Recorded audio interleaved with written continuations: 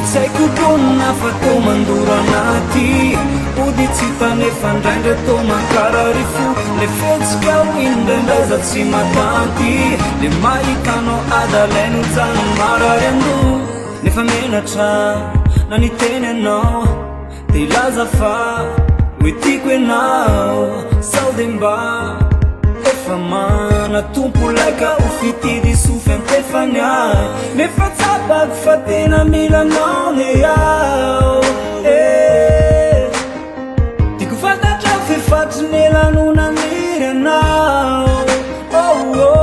fa ny androany ah tsy natany itsony ah tsy apana tenanao ironikitany ambony ah fa fitiavana mameno fony any feno zay omeko anao anefa tsy kilalao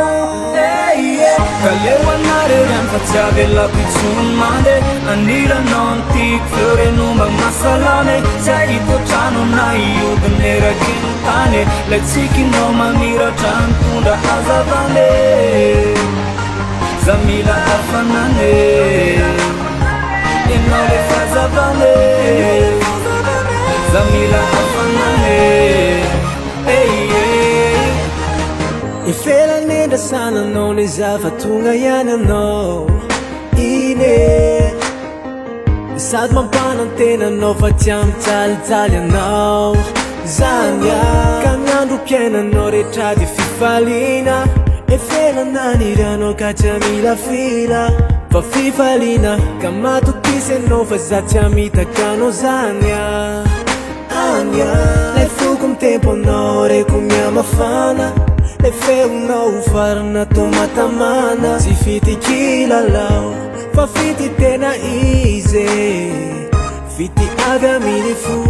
fa ny androany ah tsy natany itsony ah tsy apana tenanao ironikitany ambony ah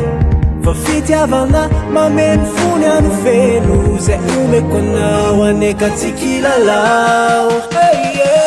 Kaleo anarerany fa tsy avelako itsony mande ny amilanao tiako feorenoma masalame tsy ahitotrano na iodiny erakiny tany lay tsikinao mamiratra mitondra hazavane za mila hafanane enao le fazavane za mila hafanane fokony oa efa lasanao efa tsy sintsony azatao fokony oaky efa lasanao efa tsy sintsony azatao Kaleo anarerany fa tsy avelako itsony mande anilanao antiky feorenomba masalame tsy ahitotrano na iodiny erakiny tany lay tsikinao mamiratra mitondra hazavane